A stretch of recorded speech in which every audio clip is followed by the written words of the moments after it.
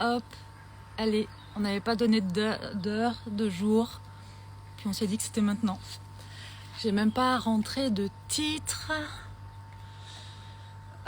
pour ce live. En gros, j'ai mis une boîte à questions il y a 24 heures, je pense. Et du coup, il y a eu quelques questions. On va prendre le temps d'y répondre maintenant.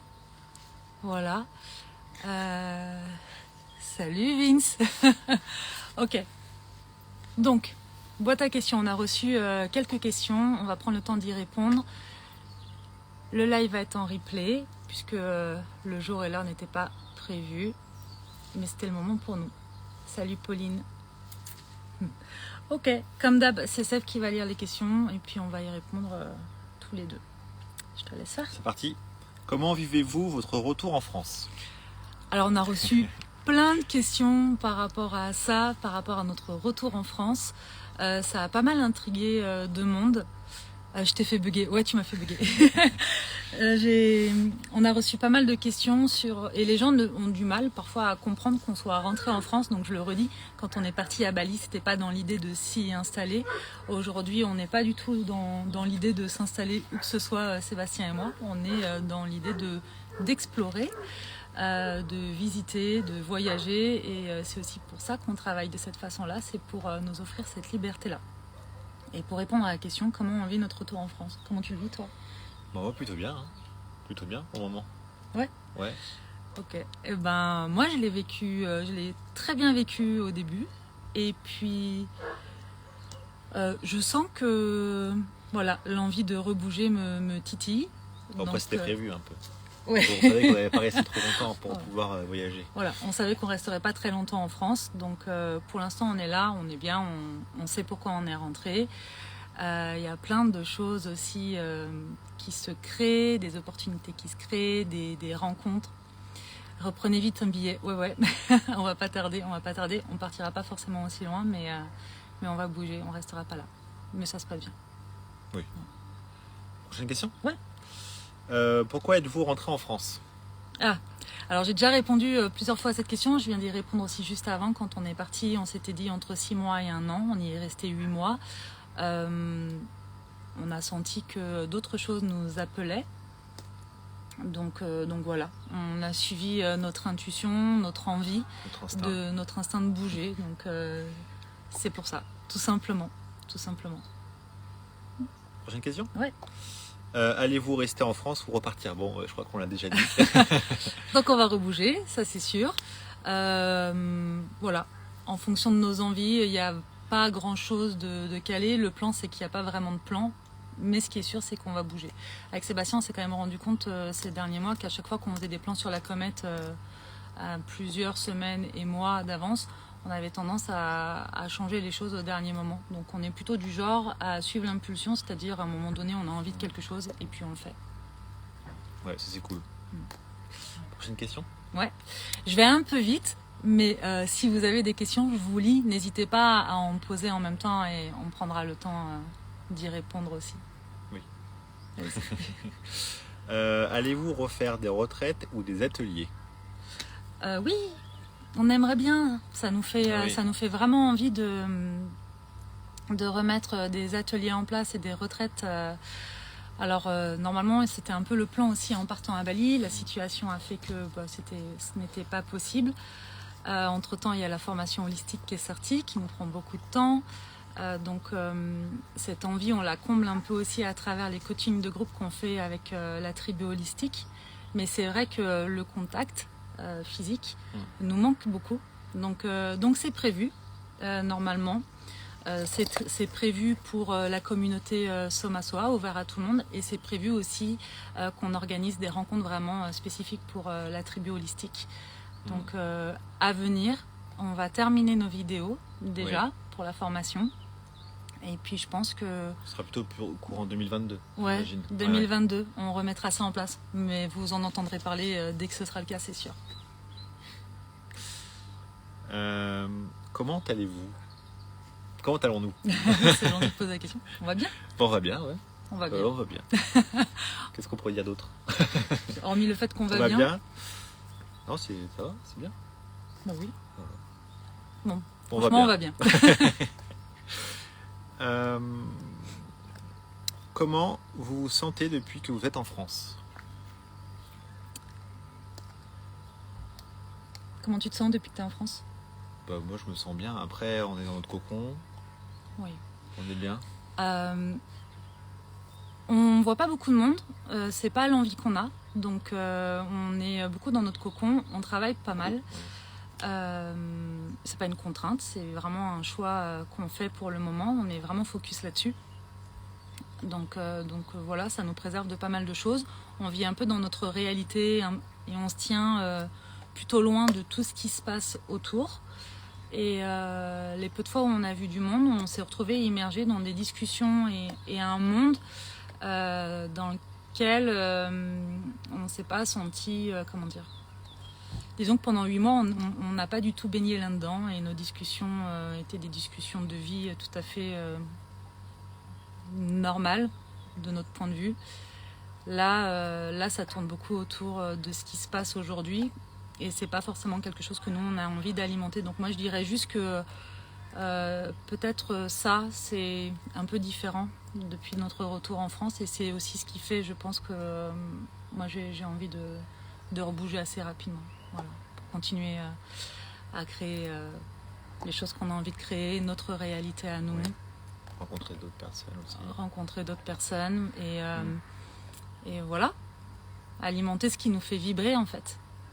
Tout simplement. Ouais. Ouais. Prochaine? Ouais. Est-ce que Bali vous manque?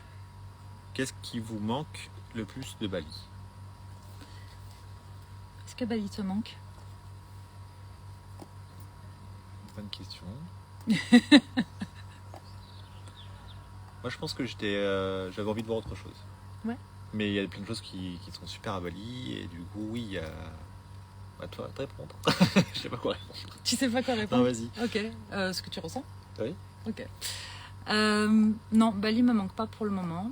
En revanche, il y a des choses qui me manquent à Bali. La facilité, l'accessibilité à certaines choses, notamment la nourriture. Des choses qui étaient quand même plutôt agréables quand on a la tête dans le guidon et qu'on bosse ou qu'on a envie d'être vraiment focus sur un projet. C'est vrai qu'il y a des facilités là-bas qu'on ne retrouve pas forcément ici, notamment la facilité de se loger. On ne nous demande pas de remplir un dossier, des garants et tout ça. C'est vraiment, en fait, si vous avez le fric pour payer votre location sur le mois, 3 mois, 6 mois, 1 an, vous le faites et puis c'est tout ce qu'on vous demande en fait. Donc vous payez à l'avance et c'est ok. Donc cette facilité-là, la facilité aussi de se commander à manger à peu près n'importe quand. Commander, se faire livrer. Commander et se faire livrer. Voilà, en fait, nous, on a quand même passé 6 mois à pas se prendre la tête, ni à faire le ménage, ni à cuisiner, ni rien. Donc je dirais que c'est plus cette facilité qui me manque. Qui permet d'être plus focus justement sur notre travail du coup. Ouais, sur le travail. Alors pour nous, c'était le travail ou pour ce qu'on a envie de faire. Donc ça me manque. Il y a quelques personnes là-bas qui me manquent. Voilà, je pense à toi, Chloé, d'ailleurs. Et quoi d'autre? Non, c'est... si, le côté un peu spirituel quand on est allé au bout, où on a pu participer à des tout choses ce qui est extatique et tout. Toi, tu as fait ta formation de Kirtan. Ouais. Il y a des choses, toute une ambiance en fait qui est particulière et qui... En fait, c'est appréciable de baigner dans des environnements où vous n'avez pas l'air d'être des extraterrestres et où tout le monde vit un peu de la même manière. Maintenant, encore une fois, aujourd'hui, on est vraiment focus sur ce qu'on a à faire, donc c'est pas...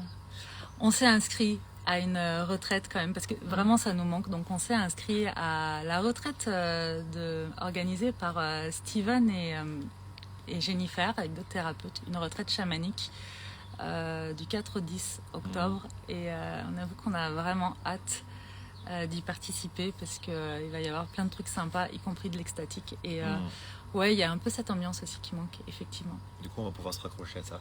Ouais, cool. Carrément. C'est cool cette ambiance. C'est ça. Alors, c'est quoi ça? Je ne sais pas. Ah ouais, en fait, je viens de découvrir qu'il y avait des boîtes à questions et qu'on pouvait mettre des questions là-dedans. Super. Ok, je lis vos questions. Ok.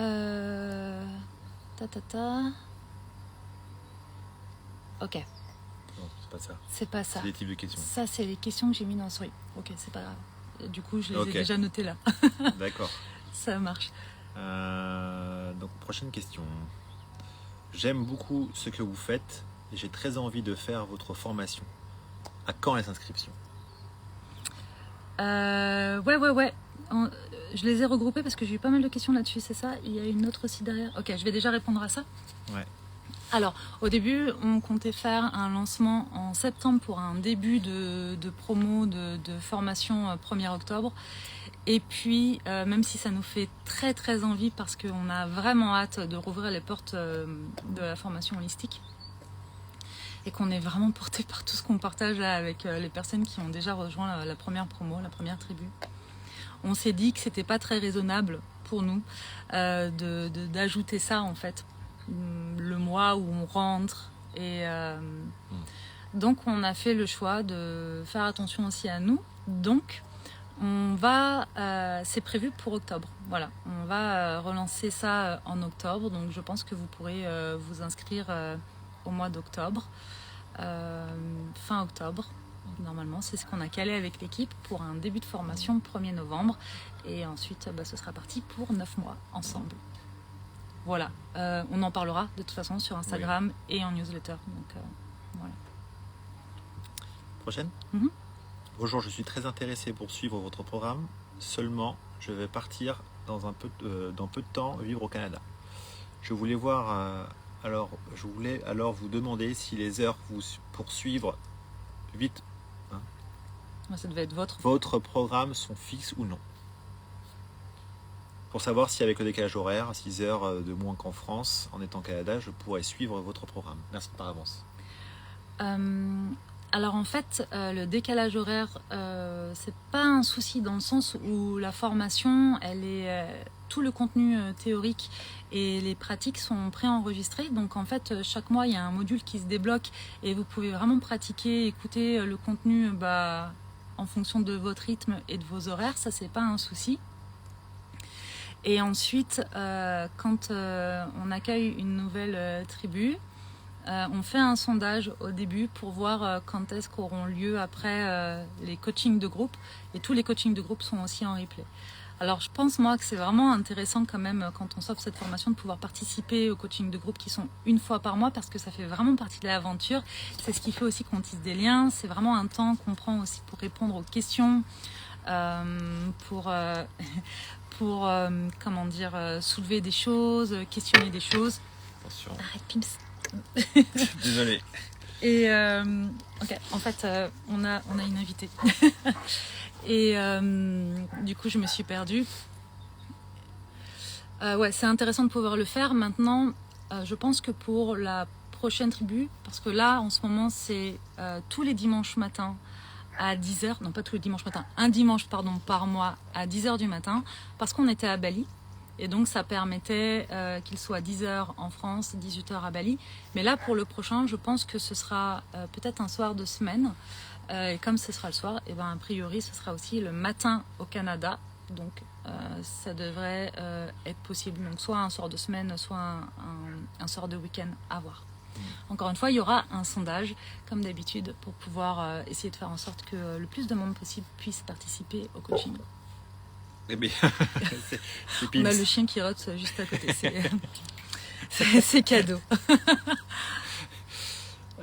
Prochaine question. Ouais. Comment ça se passe si on veut offrir votre formation à quelqu'un? Yes. D'ailleurs, c'est pas la première demande qu'on a. On a, quand on était à Bali, quelqu'un qui nous a demandé aussi un groupe de frères et sœurs qui avaient envie d'offrir ça pour les 30 ans de leur sœur. Voilà, pour son anniversaire. On a trouvé l'idée vraiment chouette. Et alors, pour la petite anecdote, quand même, c'est que donc ça allait se faire. Et puis, quand même, je demande le prénom de la personne en me disant peut-être que c'est une personne avec qui je communique sur les réseaux sociaux parce que normalement, si on s'est déjà parlé à travers Instagram, je me souviens de vous. Et donc, elle me donne le prénom de cette personne. Et là, je tilte quand même et je me dis, on a quand même une personne qui s'appelle comme ça dans la première tribu. Et donc, je demande, est-ce que le numéro de ta sœur se termine par ces 4 derniers chiffres? Elle me dit oui. Bon, bref, elle s'était déjà offerte la formation, donc ça ne s'est pas fait. Et pour répondre à cette question, oui, bien sûr, donc c'est possible de l'offrir. Et comment ça se passe? En fait, il faut nous contacter. C'est Sébastien qui s'occupe de tout ça. Et ça peut se faire en dehors des créneaux d'ouverture. On met un process en place vraiment spécifique pour ça. Donc il s'agit juste de nous contacter en message privé, par mail ou en message privé sur Instagram. Voilà. Tout simplement. C'est très simple, c'est possible. Prochaine question. Qu'est-ce qui est le plus dur dans le bosser ensemble? Oh, j'ai bien envie de te laisser répondre à ça. Mais j'adore travailler avec toi, chérie. C'est bien parce qu'on rigole comme si c'était vraiment pas le cas. Si, c'est le cas. Ah oui. Mais oui. Mais en fait, on aime bien, on est assez fusionnels, donc travailler ensemble. Après, c'est vrai que. Bah, je sais pas, après, qu'est-ce que je peux dire là-dessus? Bah, je sais pas. Vas-y, je te laisse la parole. Et je rebondirai après. Ok, d'accord. C'est quoi la question? Qu'est-ce qui est le plus difficile? Qui est le plus dur dans le bosser ensemble? Ok. Qu'est-ce qui est le plus Alors, dur? déjà, ça fait 2 ans qu'on travaille ensemble et qu'on est pratiquement tout le temps ensemble. Et honnêtement, ça se passe vraiment bien pour un couple qui est quasi tout le temps ensemble. Ça se passe très bien. Ça se passe très bien parce qu'on communique. Ça se passe très bien parce que on n'a pas peur du conflit. Quand on a des choses à se dire, on se les dit. Et qu'on trouve toujours le moyen de communiquer et des solutions du coup autour de ce qui se passe et de ce qu'on rencontre. Ça, c'est quand même une des clés. Mais forcément, c'est ce qu'on mettait déjà en place dans notre vie privée. Et je crois que quand on travaille ensemble, ce qui se passe un peu dans la vie privée, ça peut déteindre aussi sur la vie pro. Ça, c'est la première chose. Ensuite, je crois qu'au début, ce qui a été difficile, c'est que chacun trouve sa place. Oui, ce que j'allais dire en fait, pour moi, le plus dur, c'est peut-être de trouver notre place. Ouais. Ça, c'était surtout... ça, c'est une difficulté que Sébastien a rencontrée. Parce que je crois qu'au début, tu t'es vachement mis la pression, toi, sur... En fait, on a vraiment des compétences qui sont très différentes, Sébastien et moi. Elles sont ni mieux ni moins bien. Elles sont complémentaires. Elles sont complémentaires. Et en fait, je crois que Sébastien, au début, s'est vachement mis la pression pour essayer d'avoir des compétences qui soient similaires aux miennes, en se disant que lui aussi, il fallait, par exemple, qu'il parle à la caméra, qu'il soit sur le devant. Et c'était plus difficile, mais plutôt par rapport au regard des autres, de se dire moi je suis dans l'ombre et je fais quelque chose qu'on voit pas forcément tout de suite de premier abord. Donc ouais, il y avait cette notion de place qui c'est plutôt alors que je suis à l'aise aujourd'hui avec ça. Ouais. Plus à l'aise. Donc ça, mais ça a été beaucoup de discussions et ça a duré pas mal de temps, mais on a géré ça. Et le déclic a été après notre formation avec Alex. Alex Viseo, ouais. Ouais. Où on a fait différentes...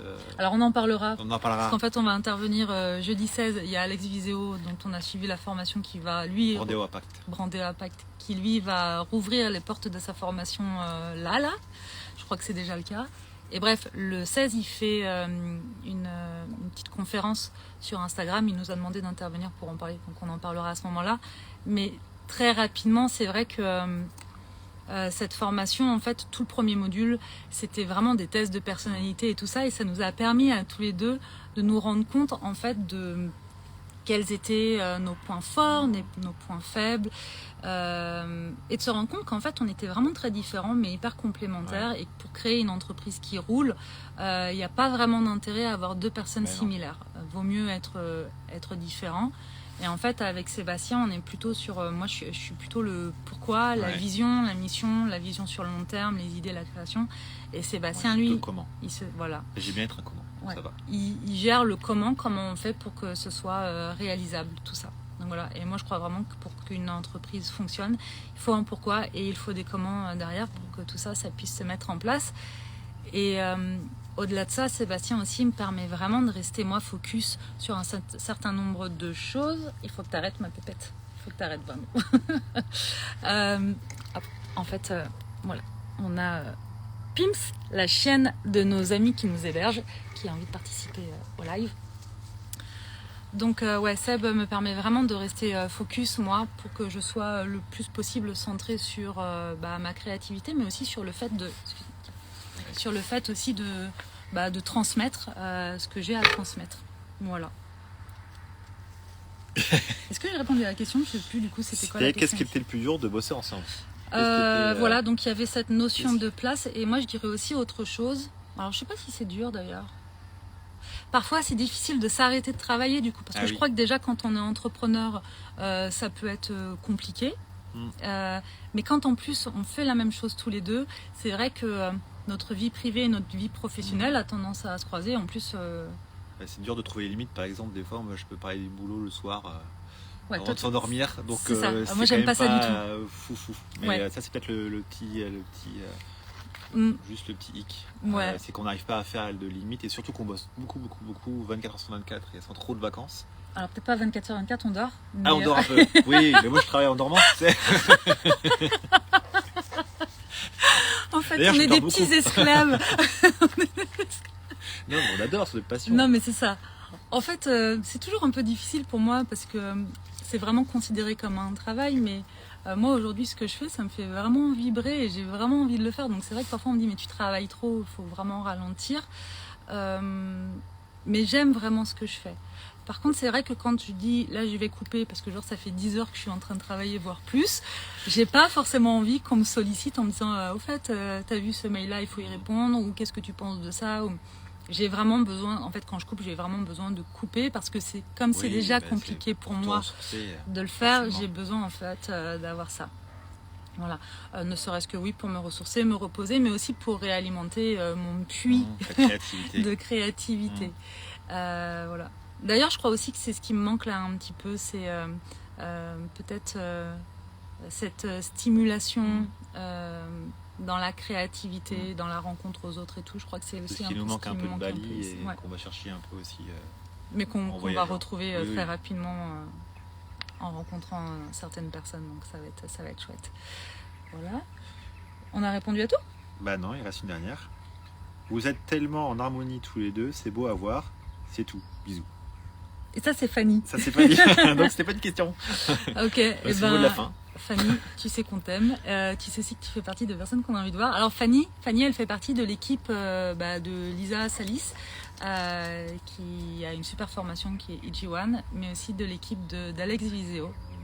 Donc voilà, qu'on a rencontré virtuellement, en tout cas quand on faisait la formation. Et c'est vraiment quelqu'un de chouette qui nous soutient pas mal, qui nous soutient, qui est là, qui interagit avec nous et qu'on a très envie de rencontrer prochainement, dès que ce sera possible. Donc voilà. Et je crois qu'on a fait le tour de toutes les questions. C'est bon. On a fait le tour de toutes les questions. Peut-être qu'il y a d'autres questions. Alors, si vous avez d'autres questions, mais je crois pas avoir vu de questions. Pauline qui dit oui, ça sent... Non, on n'a pas eu de questions. Je mange du moustique en même temps, c'est génial. Ok. On a fait le tour alors. Moi, ça me va les lives un peu improvisés comme ça.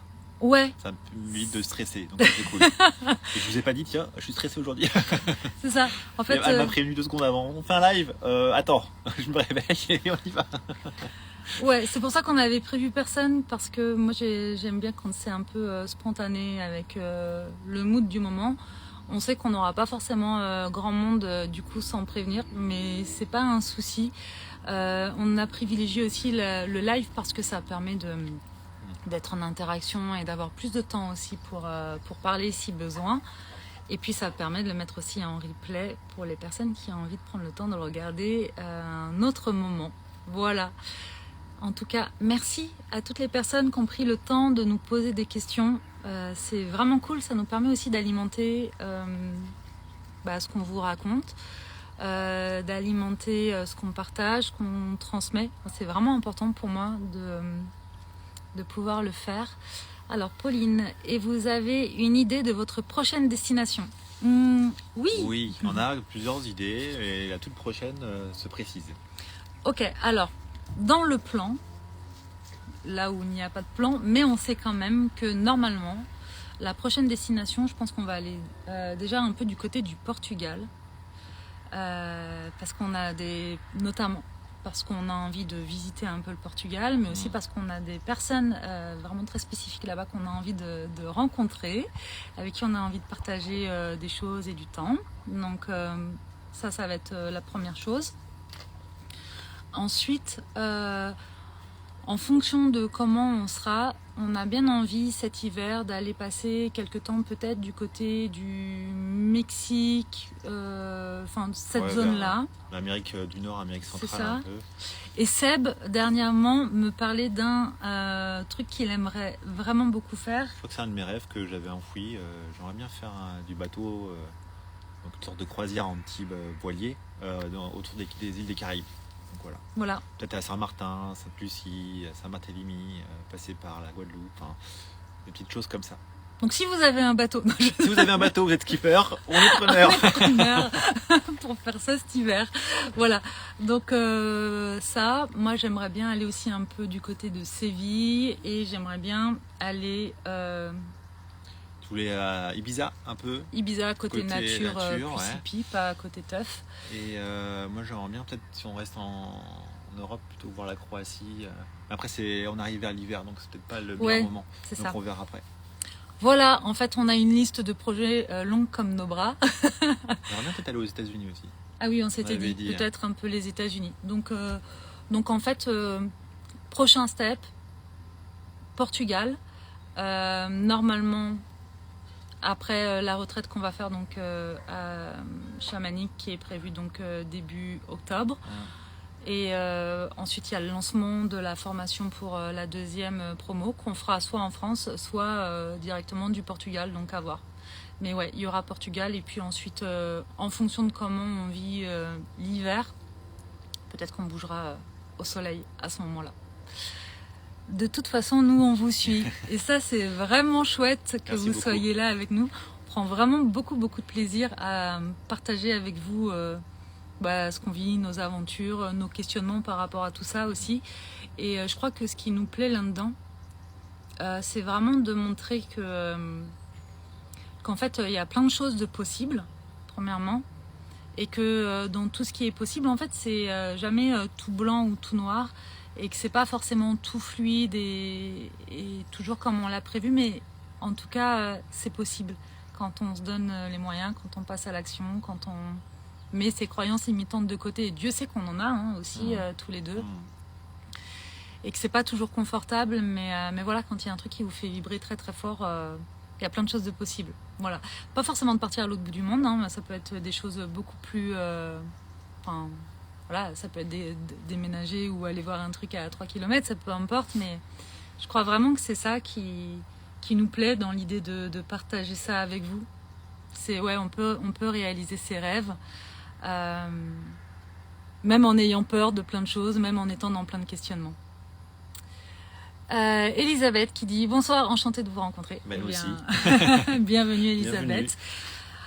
Voilà, si vous n'avez pas d'autres questions, on va s'arrêter là pour ce soir. Le live sera donc en replay. Je disais donc merci à vous pour les questions que vous nous avez posées.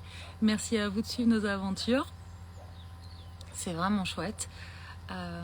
Merci aussi pour tous les messages que vous nous envoyez en privé. Je prends vraiment le temps d'y répondre le plus rapidement possible quand c'est possible. Et ça, c'est vraiment aussi quelque chose qui nous met en joie avec Sébastien. Tous les messages, que ce soit des questions, des messages d'amour, des messages de sympathie que vous envoyez, c'est vraiment chouette. Donc voilà.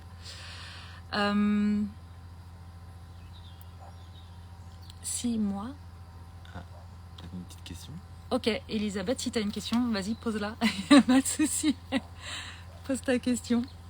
Il y a un petit décalage généralement entre les questions que vous écrivez et le moment où on les reçoit. Mais n'hésitez pas, si vous avez des questions, notez-les. Pour les personnes qui arrivent là au fur et à mesure, encore une fois, ce sera... merci. 1000 fois merci, on vous kiffe. Merci à toi pour les messages réguliers que tu envoies, pour tous les partages que tu fais. C'est vraiment chouette aussi de partager les posts qu'on fait parce que on croit vraiment en ce qu'on fait, en ce qu'on offre. On croit vraiment aussi en la formation qu'on a créée avec Sébastien. On le voit là sur la tribu. Mais je crois vraiment que vous avez beau avoir créé quelque chose de super. Si personne ne le sait, personne ne le sait, point, et ça donne pas grand chose. Donc c'est vraiment chouette de se dire que le message circule et que les personnes qui en ont besoin vont pouvoir bénéficier de ce qu'on fait. Alors Elisabeth qui dit « Comment vous faites dans les disputes pour trouver une solution pour que votre couple dure ?» En fait, alors moi j'ai appris une chose, c'est le conflit n'est pas grave. Non, c'est quoi? Tout problème, il y a une solution. Non, c'est pas ça. C'est s'il y a un problème, il y a une solution. Non, c'est pas ça? Bah je sais pas. Qu'est-ce que tu veux dire? Bon, on se dispute pas en fait. Si, carrément, on se dispute. Si.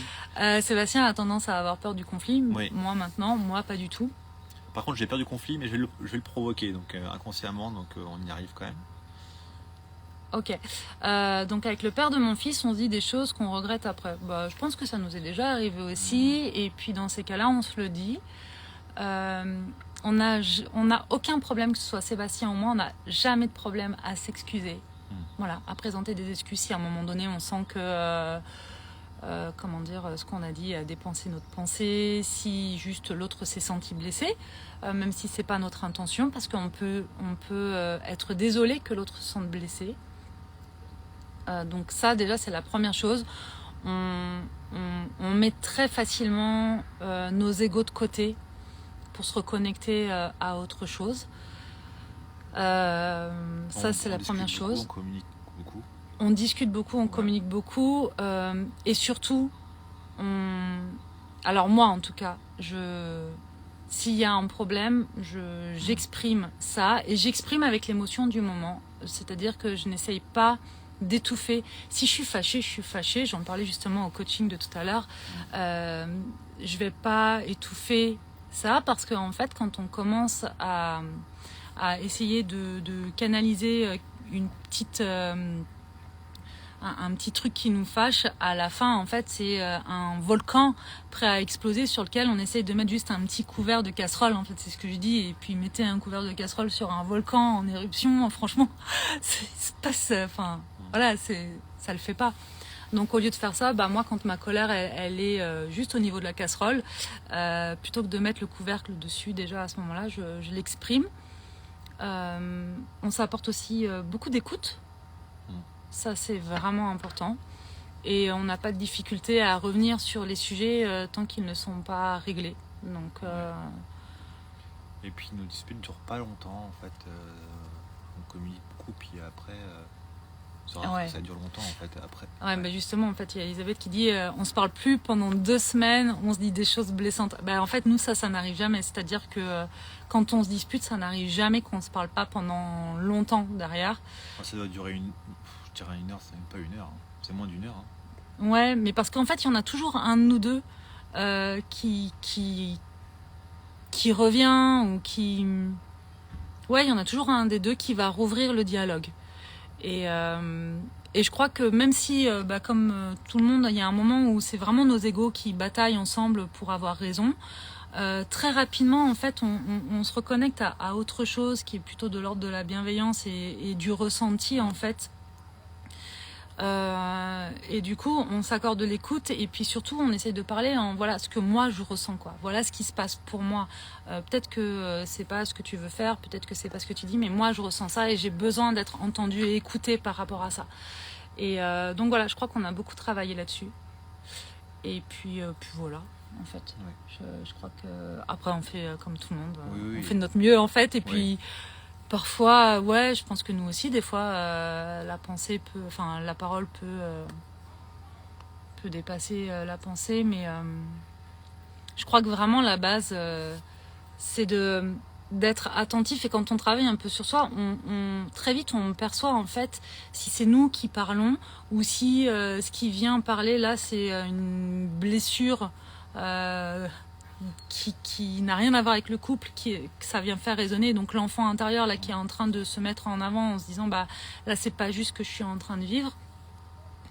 Et en fait il y a cet exercice moi que j'aime bien faire, c'est à un moment donné installe-toi en couple et imagine-toi en fait qu'est-ce que ça donne si c'est les 2 enfants intérieurs en fait qui se mettent face à face et qui communiquent face à face, et en fait là on n'est plus face à un adulte.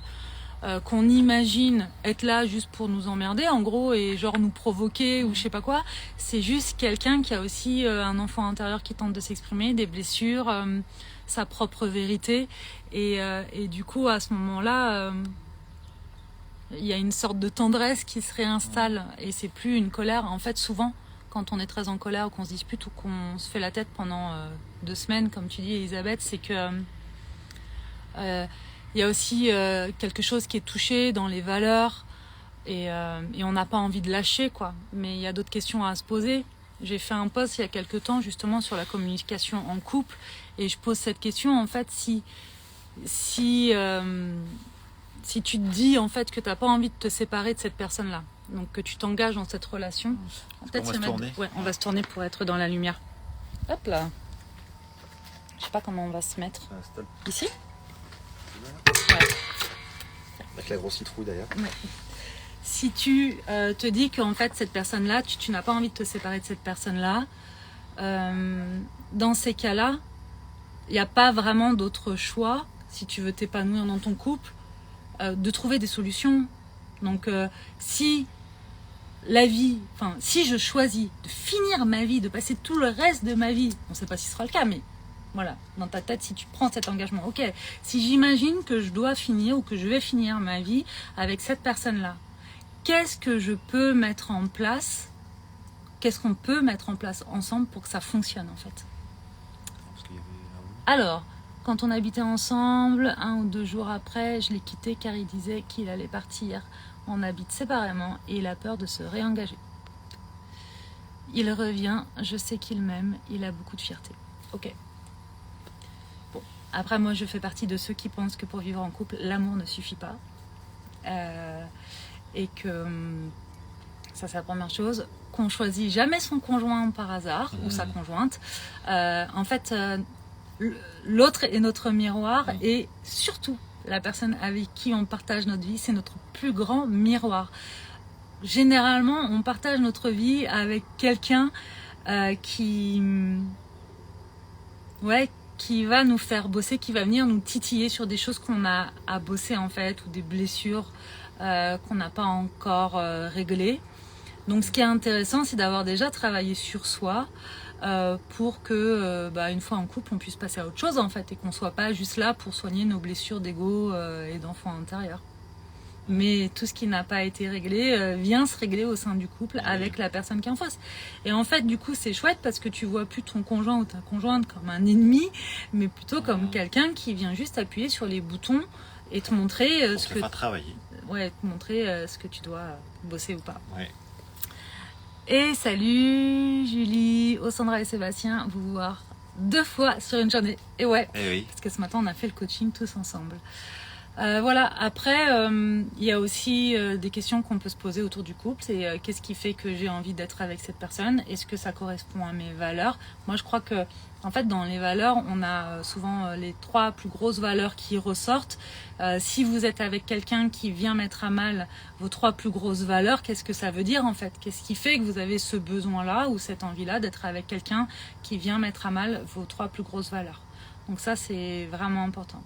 Et j'ai peur de l'abandon, c'est vrai, Elisabeth dit, je comprends, moi aussi ça a été une de mes plus grosses peurs, mais ça en fait, quand tu as peur de l'abandon, t'attires à toi des personnes qui probablement vont te mettre dans cette situation d'abandon. Donc il y a vraiment quelque chose à aller bosser, et c'est bien trop long pour que là j'aborde tout ça pendant un live, mais il y a vraiment quelque chose à bosser. Mais ce qui est sûr, c'est que tant qu'on est dans cette blessure-là et qu'on ne vient pas la regarder et la traiter, cette blessure-là, on choisit des partenaires qui probablement nous créent cette peur. Et quand c'est pas le cas, de toute façon, nous, on met en place des choses très inconscientes qui vont faire qu'on va se retrouver dans ces situations-là. Ok, voilà. Et même quand on a un enfant ensemble, on peut faire des choix aussi pour soi. Voilà.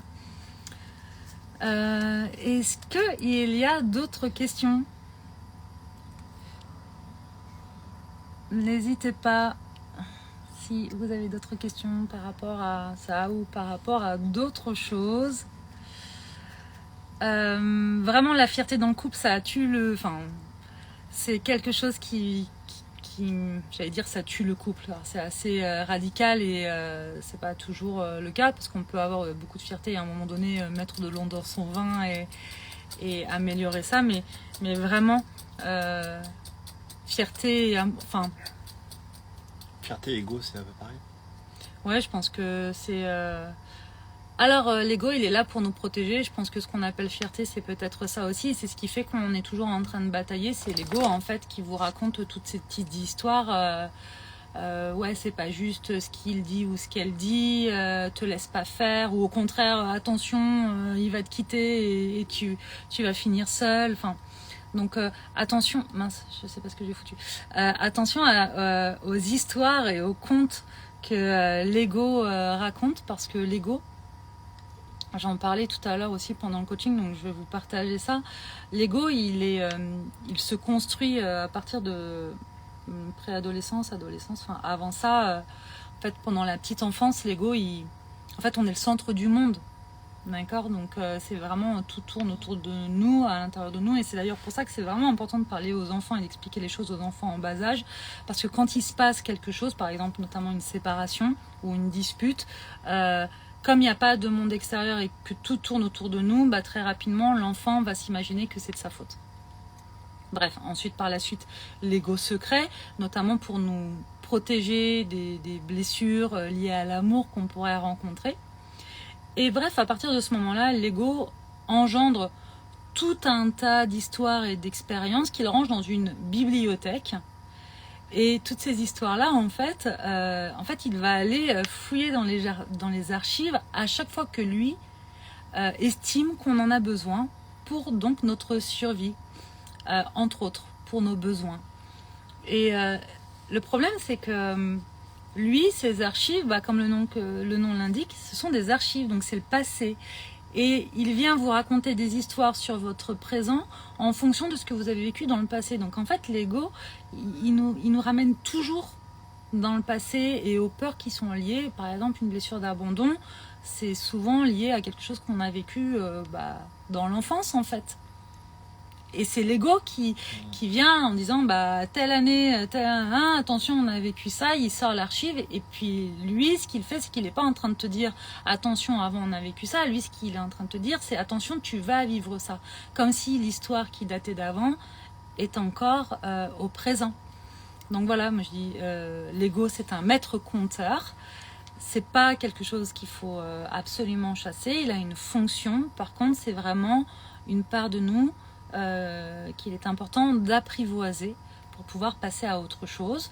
Et quand on est face à quelqu'un qu'on aime notamment, si on laisse juste nos deux égos s'exprimer, ça va pas donner grand chose. Pendant les disputes, il me dit des choses blessantes. J'avais tendance à ne pas montrer et à me défendre. Maintenant, je ne veux plus cacher. Ouais. Je sais pas. Qu'est-ce qui fait qu'on accepte d'entendre des choses blessantes? Moi, je sais pas. Je sais pas.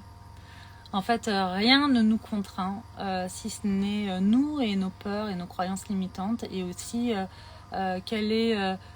moi, je trouve que c'est aussi beaucoup en rapport avec l'estime de soi. En tout cas, moi, quand j'étais dans cette phase-là de ma vie plus jeune, je sais que mon estime de moi était assez basse et que du coup, je pouvais accepter de vivre des situations qui n'étaient pas vraiment cool en me disant que peut-être je méritais pas mieux. Donc, c'est où est-ce que tu en es sur l'échelle de l'estime de soi?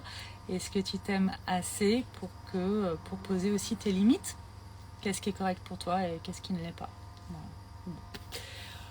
Voilà. J'ai pas d'autres questions. On n'a pas d'autres questions. Donc, je crois que ça fait un petit moment que j'ai...